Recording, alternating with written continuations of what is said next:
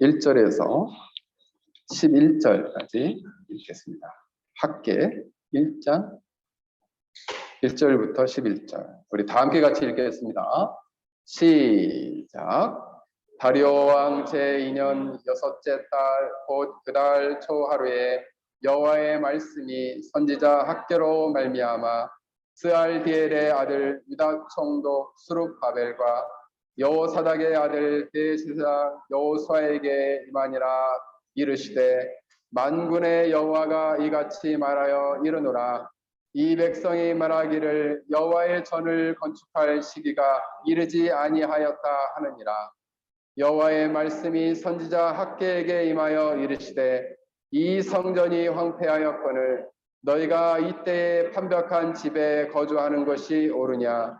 그러므로 이제 만군의 여호와가 이같이 말하노니 너희는 너희의 행위를 살필지니라. 너희가 많이 뿌릴지라도 수확이 적으며 먹을지라도 배부르지 못하며 마실지라도 흡족하지 못하며 입어도 따뜻하지 못하며 일꾼이 싹을 받아도 그것을 구멍 뚫어진 전대에 넣음이 되느니라. 만군의 여호와가 말하노니 너희는 자기의 행위를 살필지니라. 너희는 산에 올라가서 나무를 가져다가 성전을 건축하라. 그리하면 내가 그것으로 말미암아 기뻐하고 또 영광을 얻으리라. 여호와가 말하였느니라. 너희가 많은 것을 팔았으나 도리어 적었고 너희가 그것을 집으로 가져갔으나 내가 불어버렸느니라. 나 만군의 여호와가 말하노라. 이것이 무슨 까닭이냐. 내 집은 황폐하였으되 너희는 각각 자기의 집을 짓기 위하여 빨랐습니다. 그러므로 너희로 말미암아 하늘은 이스라엘을 그쳤고 땅은 산물을 그쳤으며 내가 이 땅과 산과 곡물과 새 포도주와 기름과 땅의 모든 소산과 사람과 가축과 손으로 수고하는 모든 일에 한재를 들게 하였느니라. 아멘. 잠깐 기도하겠습니다. 하나님, 이 시간 저희들의 말씀을 듣겠사오니 우리 주일학교 어린 생명에서부터 장년에 이르기까지 깨달을 수 있는 총명한 귀를 또한 마음을 허락하여 주옵시고 이 말씀을 받아 착한 의지로 순종할 수 있도록 성령 하나님 이 시간 강하게 역사하여 주시옵소서.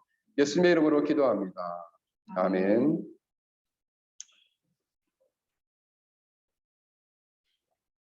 오늘 말씀은 잠든 그리스도인의 표지 시리즈 14번째, 경건 2번째입니다.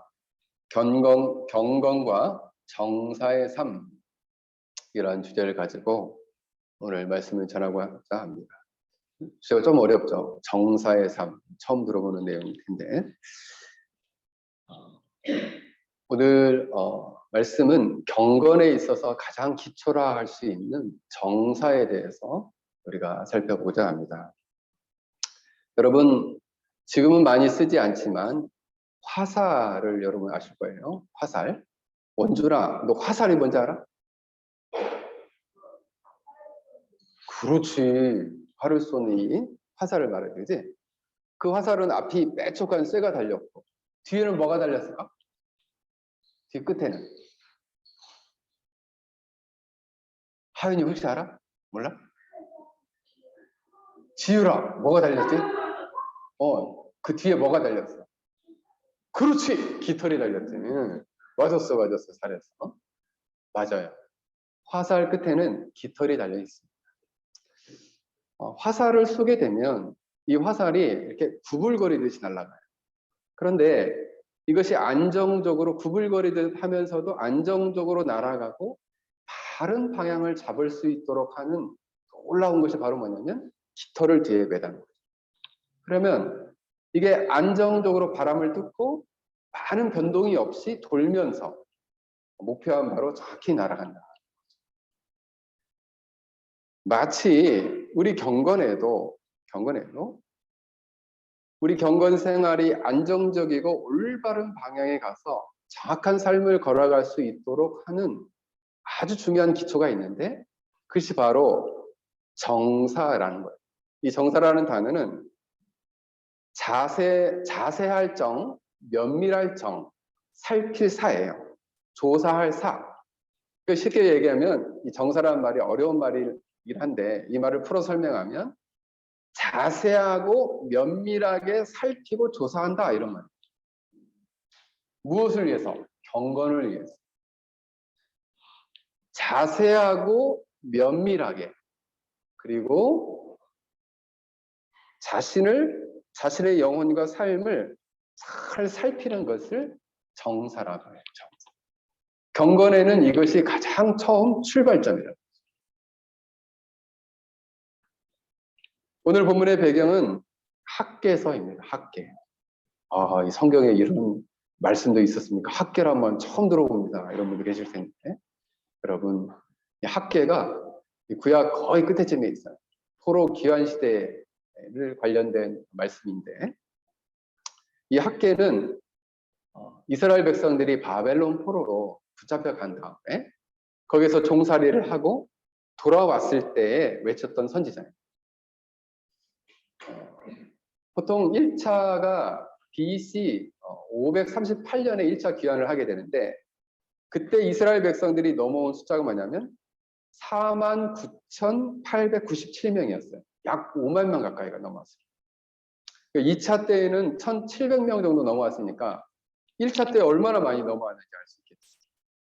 그때 이 사람들이 넘어와가지고 오자마자 뭘 했냐면 성전을 막 건축했어요. 성전. 우리가 하나님을 떠났기 때문에 이렇게 어려움이 있었어. 그러니까 성전을 먼저 건축하자. 그랬는데 그 70년 동안에 그 땅을 차지했던 많은 이방 민족들이 이 일을 반대했어요. 반대하고 못하게 했어요. 처음에는 우리가 너희들과 하나 되기 위해서는 이걸 하면 안 된다 하고 타협하기 시작했고 그 다음에는 거짓말을 하고 더 안 되니까 자기네들을 통치하는 제국에다가 고소를 했어요. 그래서 얘네들이 이것을 통해서 다시 반란을 회책할 수 있기 때문에 이거를 건축하게 하면 안 됩니다. 이렇게 했다는 거예요. 그래서 마침내 이 건축을 하려다가 건축을 못하게 된 거예요. 그리고 약 15년이 흘렀어요.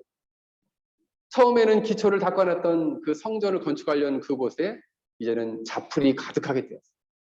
그리고 다 허름해지고 그리고 사람들은 스스로 생각했어요. 이 하나님의 전을 건축할 시기가 되지 않았어. 이렇게 생각했어요. 그리고 또 하는 얘기가 우리가 하나님이 만약 하나님의 뜻이고 원하시면은 형통해야 되는데 이렇게 방해가 많고 어려운 것이 많으니까 이것은 하나님의 뜻이 아니야 라고 생각을 했다는 거예요. 그런데 오늘 학계의 선지자를 통해서 이것을 지적하는 거죠. 너희들이 그렇게 말을 하고 있다. 여러분, 하나님의 성전을 재건하는 일에 있어서 어려움과 핍박을 받는 것은 그 하나님의 일을 방해하는 악한 자들, 그 악한 자의 세력들에 의해서 방해를 받고 있었다는 거죠. 그런데 그들은 어떻게 생각했냐면 아니야, 이것은 하나님의 뜻이 아니기 때문에 쉽게 형통스럽게 일들이 이루어지지 않은 거야 라고 생각을 했다는 거예요. 이때 학계 선지자는 하나님께서 학계 선지자를 통해서 이렇게 말씀했어요. 그러므로 이제 만군의 여호와가 이같이 말하노니 너희는 너희 행위를 살필지니라. 너희 행위를 살펴라. 자기의 행위를 살펴라. 7절에는 자기의 행위를 살펴라. 5절에는 너희의 행위를 살필지니라. 이렇게 말씀하고 있는 거죠. 결국 이것은 뭐냐면 이것저것 핑계대지 말고 너희 자신을 한번 살펴봐라. 이런 말이에요. 너희 마음의 중심이 어떻게 너희 삶 가운데 반영이 됐는지 너희 자신의 마음을 살펴봐라. 이렇게 말씀하고 있는 거죠. 왜 성전 건축이 중단되었는지, 너희들이 현재적으로 왜 이렇게 궁핍하고 어렵고 힘든지를 생각해봐. 그 원인은 다른 데 있는 게 아니라 바로 너 자신에게 그 있다. 왜 나는 이런 사람들 있죠. 나는 왜 이렇게 되는 일이 하나도 없지. 예수 안 믿는 사람은 난 재수가 없어. 근데 신앙이 없는 사람은 나 이렇게 지질이 복이 없을까 이렇게 생각합니다. 근데 곰곰이 살펴봐야죠. 내가 참 복을 받을 만한가 살펴봐야죠. 고난의 시험을 이기지 못한, 믿음으로 고난의 시험을 이기지 못한 자신의 연약함을 이들은 핑계대고 있었다. 이거를 제가 5가지로 요약을 해봤어요. 어떻게 이들이 핑계대고 있든가. 첫 번째, 그들은 상황에 사로잡혀 있었습니다. 우리는 이렇게 먹고 살기도 너무 힘들고 내가 죽게 생겼는데 성전이 웬 말이냐 이랬다는 거죠. 상황에 눌린 거예요. 믿음이 상황에 눌렸어요. 두 번째, 하나님의 뜻이라면 순적해야지. 왜 이렇게 어려움이 많냐? 막혔으니까 이것은 하나님의 뜻이 아니다. 이렇게 생각했다는 거예요. 우리 종도 그렇게 생각하잖아요. 하나님의 뜻이면 이렇게 순적하게 열어주시는 거고, 뜻이 아니면 막히는 거고. 그러면 고난이 있는 건 다 하나님의 뜻이 아니에요? 그거 아니잖아요. 성전 공사가 방해되는 걸 보니까 하나님의 뜻이 아닐 거야. 그리고 차일피일 미루다 보니까 15년이 지나. 세 번째로, 그들은 이런 환난과 어려움 속에서 하나님을 끝까지 의지하는 믿음이 없었다. 그건 무슨 얘기예요? 불신앙으로 반응하여 하나님을 믿지 않았어요. 이런 환난과 어려움을 통해서 그들을 연단시키시고 그들을 성숙시키시고 그들을 변화시키시는 하나님의 신실하신 은혜를 의지하지 않았다. 한마디로 말하면 믿음이 없었던 거죠. 사실 신자들의 어려움은 대부분 믿음이 없으면서 이들은 믿음이 없었어요. 그러니 되는 일이 없었죠. 하나님이 그들에게 복을 주지 않으셨죠. 다섯째로 이제는 그들은 영적 무기력에 사로잡히게 되었습니다. 여러분, 계속해서 실패를 거듭하게 되면은 그래 나는 어차피 안 돼 하고 자포자기하는 상태가 되죠. 그래서 이 이스라엘 백성들 안에는 성전을 짓고자 하는 선한 의지가 다 없어져 버렸어요. 제가 여러분들에게 늘 이야기하죠. 한 사람의 가치는 한 사람의 아름다움은 그 사람의 영혼의 아름다움이요. 그 사람의 가치는 그 사람 영혼 안에 있는 선한 의지가 얼마나 크냐. 이에 따라서 그 사람의 가치의 크고 작음이 달려있다. 말씀을 드렸어요. 근데 이 이스라엘 백성들 영혼 안에는 선한 의지가 없어요. 하나님의 영광을 위해서 그의 이름을 위해서 성전을 지어야지 라는 마음을 잃어버렸다.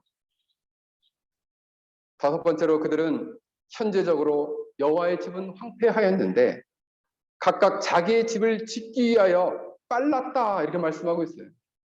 거기에만 온통 마음을 쏟았다 이런 말이죠. 이기적인 자기 사랑에 몰두하는 삶을 살았다는 거예요. 그래서 학개 선지자는 무서운 경고를 합니다. 만약 너희가 정말 하나님의 뜻 가운데 성전 재건이 멈춘 것이라면 하나님께서 이 같은 징계를 너희에게 내리시지 않으셨을 것이다 하면서 6절에 징계를 말씀하십니다. 6절에는 너희가 많이 뿌릴지라도 수확이 적음, 먹을지라도 배부르지 못하며 마실지라도 흡족하지 못하며 입어도 따뜻하지 못하며 일꾼이 싹을 받아도 그것을 구멍 뚫어진 전대에 넣음이니라. 만군의 여호와가 말하노니 너희는 자기의 행위를 살필지니라. 왜 복이 없는지. 마셔도 흡족함이 없고 먹어도 배부름이 없고 뿌려도 수확이 적고 싹을 받아도 뚫어진 전대에 넣는다. 와, 이거 진짜 인생이 너무나 꼬인 거 아니에요? 이거 정말 인생이 너무 고달픈 인생 아니에요? 또 어떤 분은 이 말씀 보고 그래 내가 미워하는 사람이 이렇게 됐으면 좋겠다 이렇게 생각하는 사람이 있을지 모르겠는데 이 사람이 결국 하나님을 떠나서 하나님의 뜻을 잃어버린 채 살아가는 사람들을 향한 하나님의 징계였다는 거죠. 이 징계가 왜 징계했겠니? 너희들이 이러한 선한 의지를 잃어버렸기 때문에 믿음이 없이 하나님을 불신했기 때문에 내가 이같이 너희에게 징계하였다 말씀하고 있는 것입니다. 10절 11절에도 그 징계를 또 얘기해요. 그러므로 말미암아 하늘에서 이슬이 그쳤고 땅은 그 산물을 그쳤으며 내가 이 땅과 산과 곡물과 새 포도주와 기름과 땅의 모든 소산과 사람과 가축과 손에 수고하는 모든 일에 한재 가뭄이 들게 하였다. 모든 것에 가뭄이 들게 한 게 왜 그런 줄 아느냐? 너희를 징계하기 위함. 여러분, 여러분의 삶이 메마른 것처럼 느껴질 때, 여러분의 삶이 참 고달픈 것처럼 느껴질 때 그때 한번 생각해 봐야 돼요. 이것이 하나님이 나를 시험하기 위한 단순한 시련인지 아니면 내가 하나님 앞에서 믿음으로 반응하지 못한 불신앙에 대한 하나님의 징계인지를 궁금하게 한번 생각해 봐요. 그들은 생각했어요. 내가 스스로 열심히 씨앗을 뿌리면 많은 수확을 거둘 수 있을 것이다. 내가 열심히 노력하면 배부르고 내가 열심히 애쓰면 내가 마시는 것으로 흡족하고 내가 열심히 노력하면 따뜻한 자리에서 잠을 자고 내가 열심히 노력하면 나의 돈주머니에 돈이 가득 차겠지. 그런데 이 사람 이상하게도요. 여러분 하나님의 백성들은 이상하게요. 하나님을 의지하면 하나님 복을 의지하지 않으면 복을 안 주세요. 그래서 마치 깨어진 항아리에 물 붓는 것과 똑같아요. 복이 없어요. 하나님 복을 걷어가시면 무엇을 해도 안 돼요. 장사를 해도 안 되고 직장을 다녀도 안 되고 사업을 해도 안 되고 다 안 돼요. 왜요? 하나님 앞에 돌아오시기를 하나님이 원하시기 때문에. 그때까지는 복을 안 줘요. 그때까지 돌이키기 전까지는 하나님이 그 징계를 거두지 아니하신다는 거예요. 그래서 여러분들이 진지하게 생각해 봐요. 만약 우리가 이러한 삶의 위기 가운데 있다면 우리는 하나님 앞에 하나님 내가 내 모습 속에서 하나님이 기뻐하지 않는 것이 무엇인지를 곰곰이 자세히 면밀하게 살펴봐야 합니다. 그래서 오늘 만군의 여호와가 이르노라 너희의 행위를 자기의 행위를 살필지니라 말씀하고 있습니다. 근데 원문에는 5절 7절이 똑같은 문장이에요.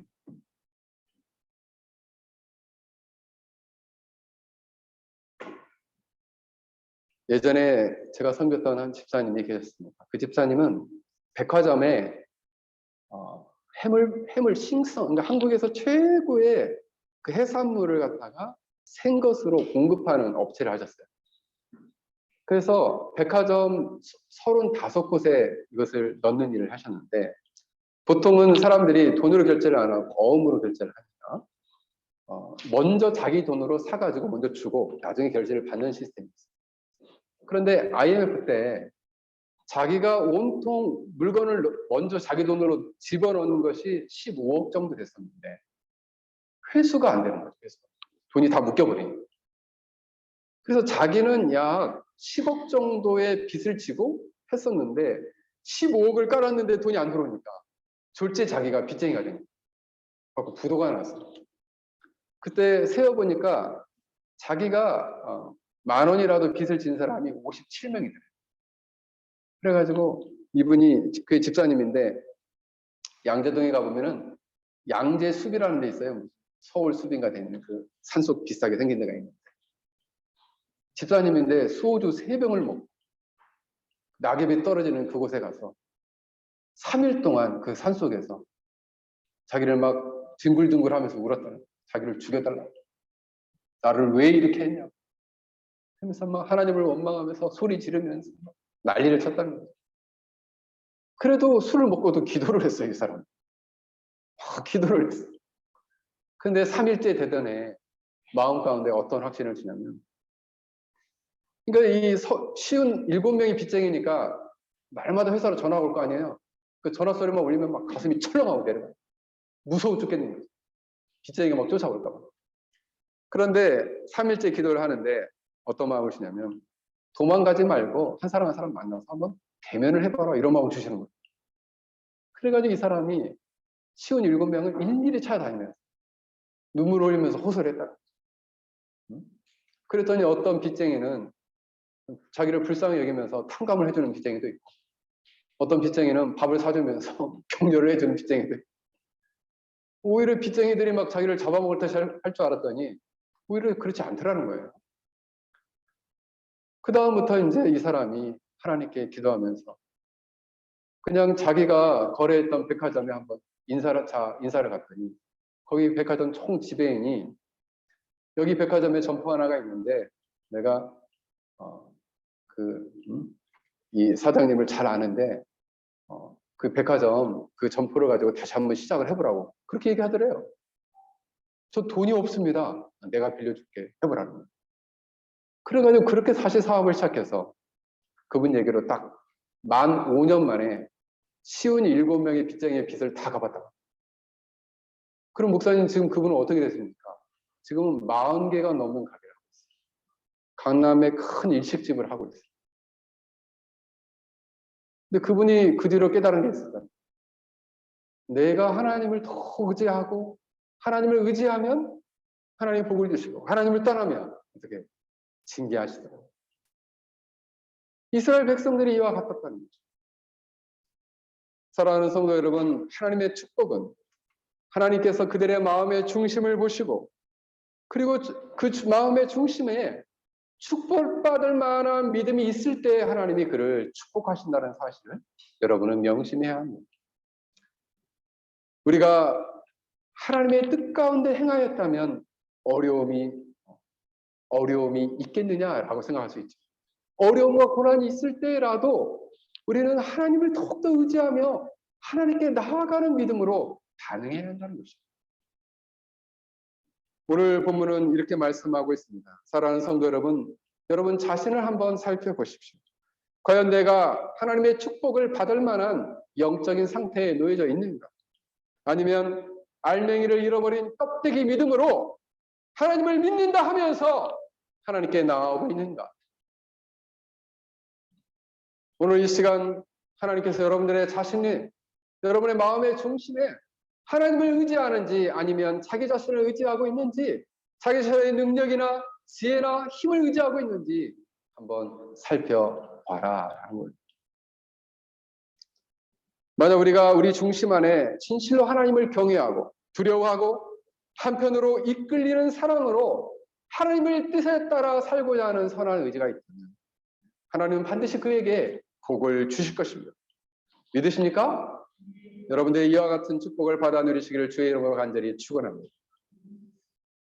5절 7절에 말씀하고 있는 너희는 너희 행위를 살피라, 자기 행위를 살피라라는 단어를 원문을 해석해 보면 이렇게 해석할 수 있어요.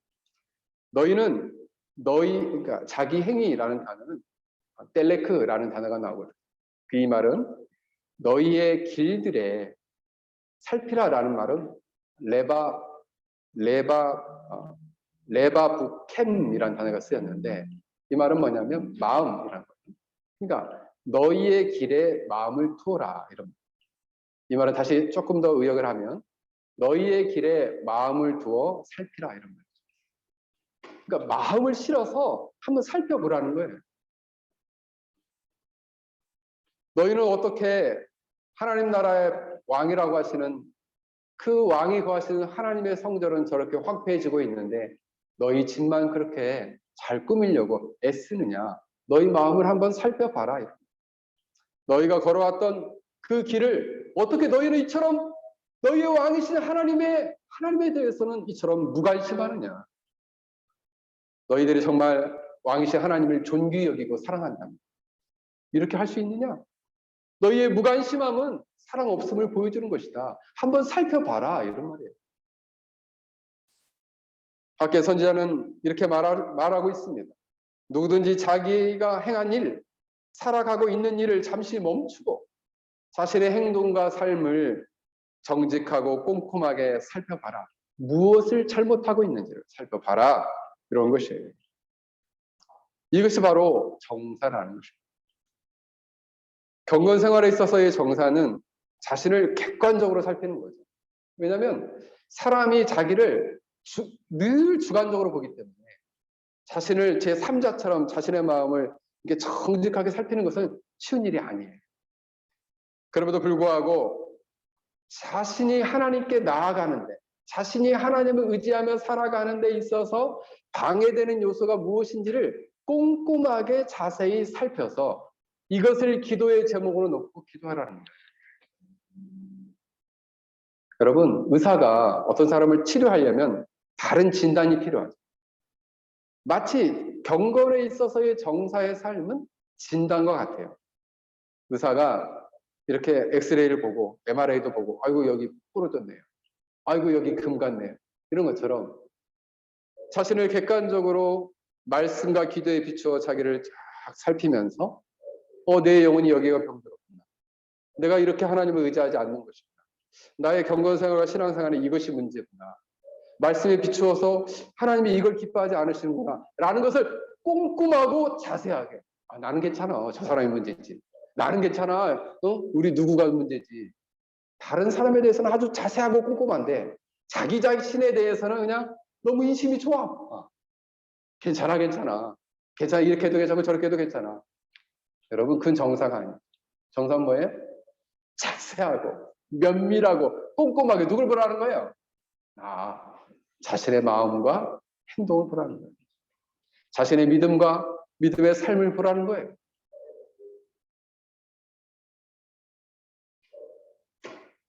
(18세기의) 위대한 설교자인 조나단 에드워즈는, 여러분도 그들의 이분의 결심문을 본 적 있죠.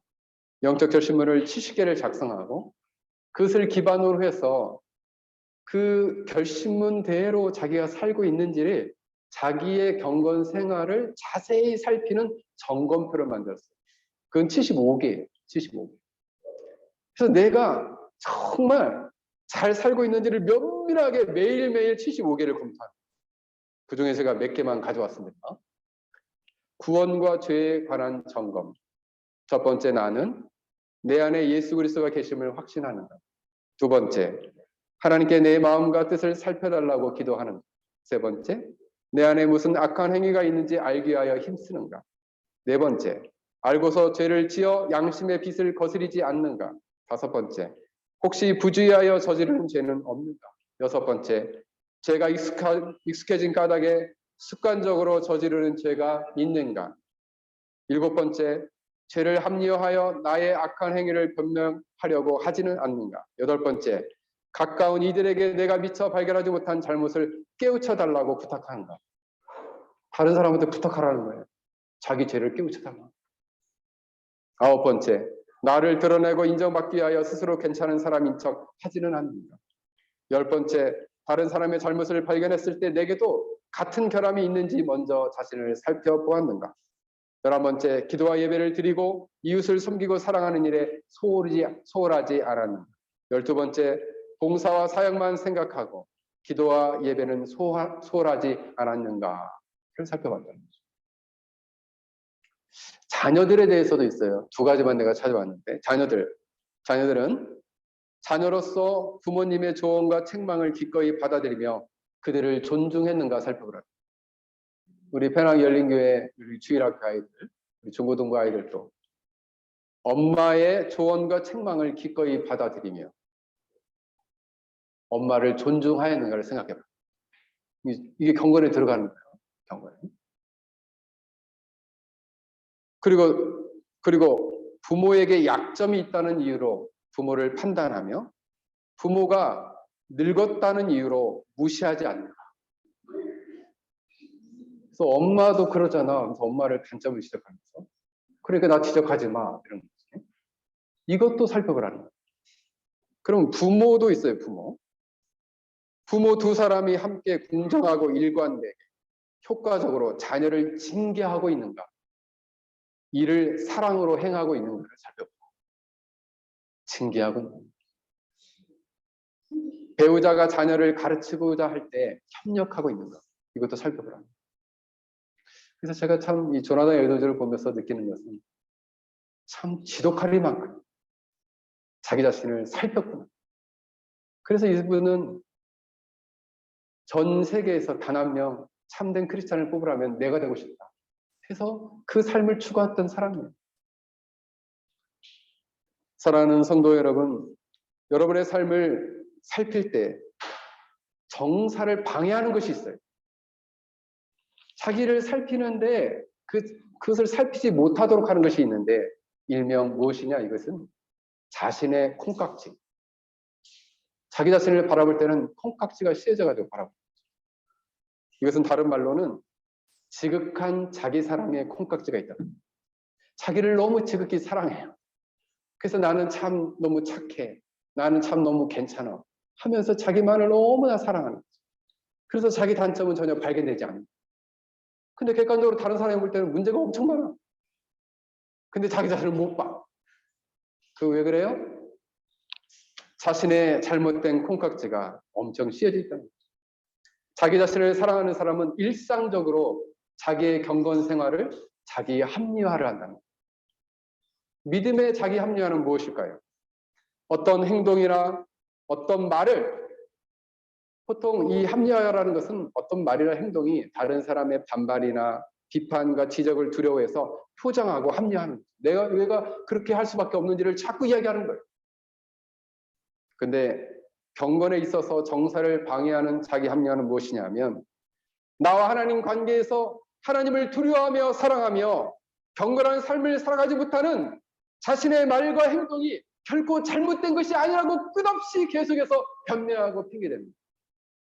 난 잘못한 거 아니에요. 뭐 때문에 그런 거예요. 아유, 하나님 나 이 정도면 됐잖아요. 이 정도면 괜찮으신 자 아니에요?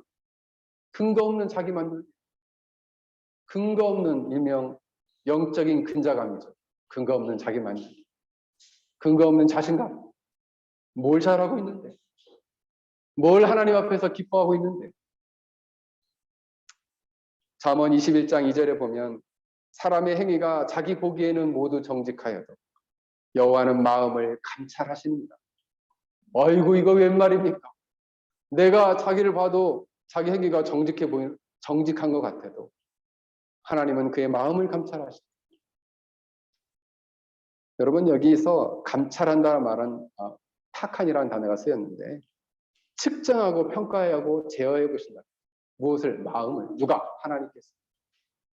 사랑하는 성도 여러분, 우리는 우리의 인생의 길과 행위를 마음을 두고 살펴봐야 합니다.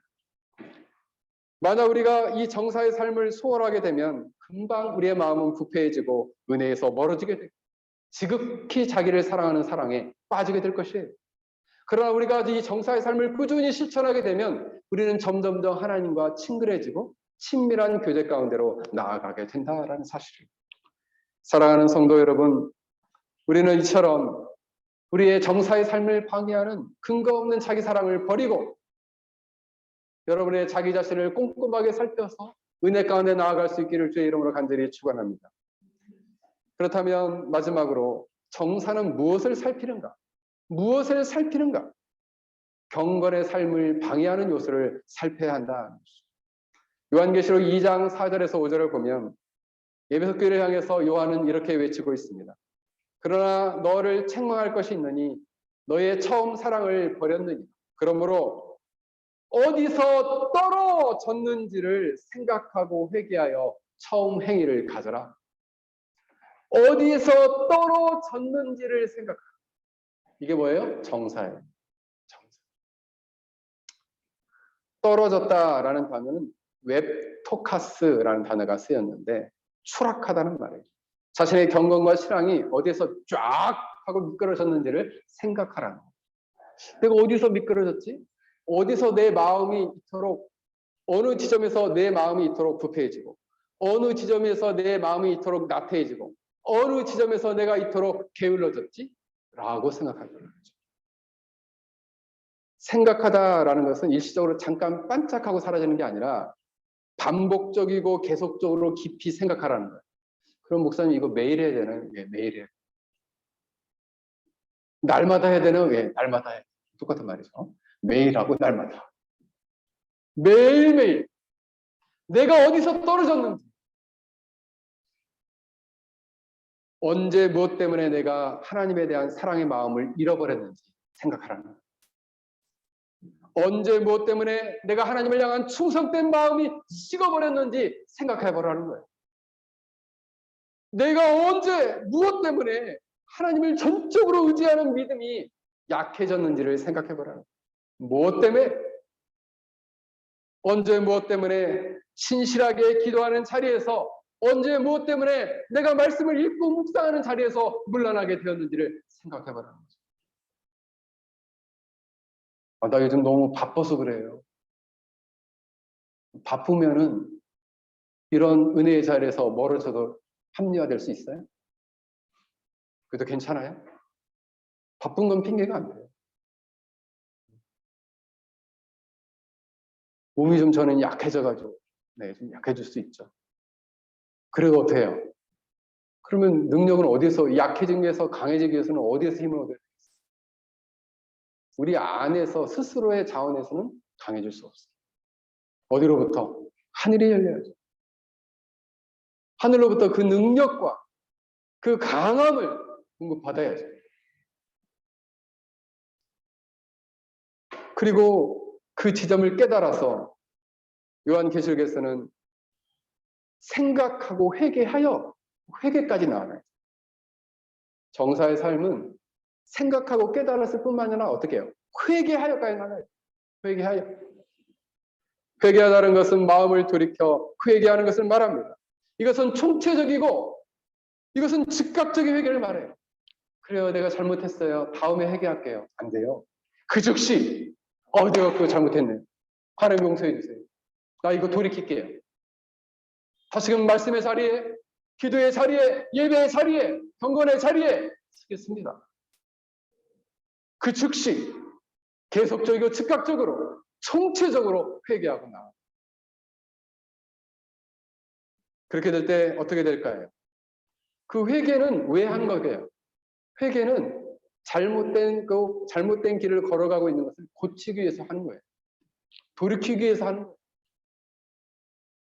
그렇게 회개하고 또 그대로 범하면 안 됩니다. 고쳐야 돼요. 변화가 돼야 돼요. 마음의 상태와 말과 행동이 변화가 돼야 돼요. 그래서 여러분, 경건은 끊임없이 자신을 깨트리고 변화되어야 됩니다. 그래야지 이 사람이 경건의 진보가 있는 것이고 경건의 성숙이 있는 거예요. 여러분 주위에 이런 사람들 있죠? 기도는 열심히 해. 우리 엄마는 기도는 열심히 하는데 맨날 똑같아요. 이거 큰일 아니겠어요? 우리 엄마는 교회는 열심히 나가요. 근데 맨날 나한테 욕해요. 이거 똑같죠? 엄마 열심히 신앙생활 하는 것 같은데 우리랑 있으면 완전 눈빛이 달라져요. 뭡니까 이거? 하나님은 뭘 보신다고요? 교회에 오신 모습만 보는 게 아니라 집에 있는 모습도 보시고 아이를 대하는 것, 남편을 대하는 것, 이웃들을 대하는 것 다 보고 계시죠. 하나님께 어떻게 뭘 숨길 수 있겠어요? 사랑하는 성도 여러분, 정사의 삶은 이처럼 자신을 고치고 돌이키고 그리고 나아가기 위함이에요. 여러분, 여기서 우리가 잘 생각해야 할 것은 뭐냐면 이렇게 자신을 살피는 것이 스스로의 인격 도야나 자신의 인성을 완성하기 위한 것이 아니에요. 목적은 뭐냐면 자신을 면밀하고 자세하게 살펴서 자신을 고쳐서 어떻게 하라고? 하나님께 나아가도록 하나님과의 관계를 찾도록 하기 위함이라는 거죠. 그런 차이가 있어요. 불교 같은 경우는 득도하기 위해서 명상을 해가지고 스스로의 자기의 도를 완성해 가는 것이잖아요. 기독교는 그런 것이 아니에요. 자신을 살펴서 고쳐서 회개하여 어떻게? 하나님께 나아가. 하나님 앞에서 살아가는 것이죠. 그래서 무엇보다도 그러면 이 사람이 정사의 삶을 잘하고 있는 것은 무엇을 보면 알 수 있어요? 얼마나 하나님께 나아가는, 얼마나 하나님께 나아가서 기도하고 얼마나 말씀 앞에 자신을 깨트리고 변화되느냐 거기에 달려있다는 것이죠. 여러분 이처럼 정사의 삶은 자신을 고칠 뿐만 아니라 긍정적으로 보면은 또 하나가 있어요. 그것은 바로 뭐냐면 자신의 삶에 있어서 우선순위를 정하고 어떻게 하면 하나님이 기뻐하시는 바를 행하며 살아갈까를 고민하게 된다라는 거죠. 그 정사의 삶이라는 것은 나의 단점만을 파악할 뿐만 아니라 하나님이 기뻐하시는 뜻을 발견하고 그 뜻대로 나아가는 것까지 나가야 돼요. 다시 말씀을 드립니다. 정사의 삶이라는 것은 자기의 경건을 방해하는 요소를 찾았고 회개하고 고치는 것뿐만 아니라 긍정적으로는 여긴 소극적이에요. 긍정적으로 적극적으로는 어떻게까지 나가야 돼요? 하나님이 기뻐하시는 뜻을 발견하고 그 뜻에 순종하는 데까지 나아가야 돼요. 이것을 하나님께서 기뻐하시는 거예요. 그러면 생각해 보시죠. 하나님, 내가 어떻게 하길 기뻐하세요? 우선순위를 정하는 거죠. 주일날이면 예배 시간 정해서 11시면 딱 일찍 와서 예배를 준비하고 예배 드리는 거 기뻐하실까 싫어하실까? 어떤지는 하나님께서 기뻐하시죠. 우선순위를 딱 정하고 예배를 중심으로 그러면 매일매일 시간을 정해서 기도하면 하나님 기뻐하실까 싫어하실까? 기뻐하시죠. 기뻐하시죠. 매일매일 시간 정해서 성경 읽으면 기뻐하실까 싫어하실까? 기뻐하셔. 그러면 매일 시간을 정해서 기도하고 성경을 읽어야겠죠. 그치? 왜 그렇게 해야 되지? 그렇지. 하나님이 기뻐하시기 때문에. 그게 바로 뭐예요? 정사의 삶. 그게 바로 경건에 있어서의 정사의 삶. 사랑하는 성도 여러분, 오늘 말씀을 맺고자 합니다.